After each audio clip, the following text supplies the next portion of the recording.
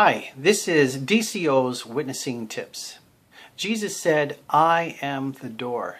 If anyone enters through me, he shall be saved, and shall go in and out and find pasture. At Doorway Christian Outreach, our prayer is that the materials that you find on this website are helpful in your witnessing to Jehovah's Witnesses and to Mormons. The witnessing tip that I would like to share with you today is one that I use quite often in my own preparation. It's a continuation of a series that I'm doing, and it comes from the acronym FIELD, F-I-E-L-D.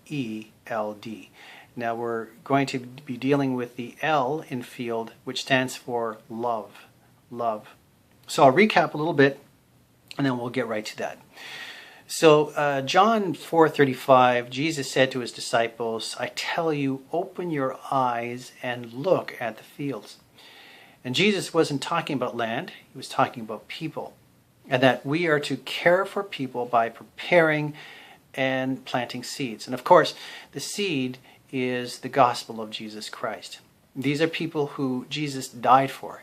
He shed his blood for them. And we ought to prepare our hearts to share the message of the gospel with them. So the F in FIELD stood for first encounter. So we know that a Jehovah's Witness or Mormon will come knocking on our door. Do we have a tendency of shutting the door or pretending we're not home? Or are we prepared to talk with them? And now the most important preparation is that of the heart. Do we care for these people enough to prepare by studying Scripture and planting the seed, which is the gospel? Are we prepared to share the gospel with them? So that starts with the heart. We need to love these people enough to study and to share with them. Now the I in FIELD stood for infantry. We need to be reminded about where our battle lies. It is not with the individual cultist. It is against the spiritual dark forces. It is against the enemy that has blinded their minds, their hearts, so that they would not receive the gospel. They would not understand the gospel and be saved. So they must never get the idea that we are out to get them, that we are for truth, that we love them, we care for them enough to share that truth with them. And that leads us to E, which is essentials. That when we're in dialogue with the cultist, that we must not allow ourselves to get sidetracked from the essential issues. That central theology is paramount.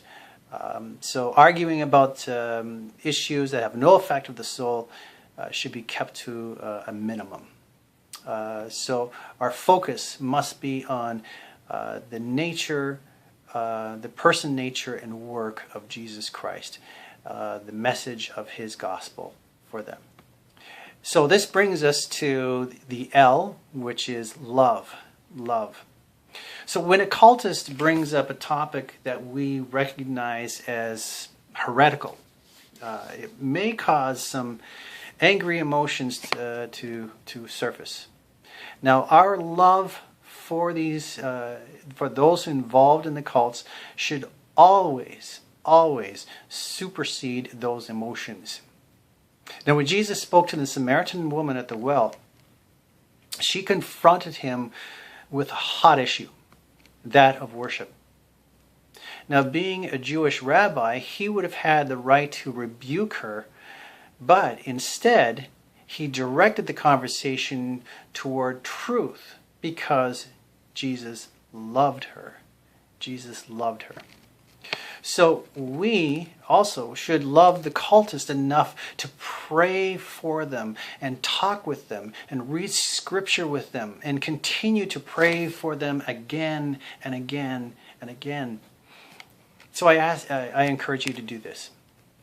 Ask God to increase your love for these people.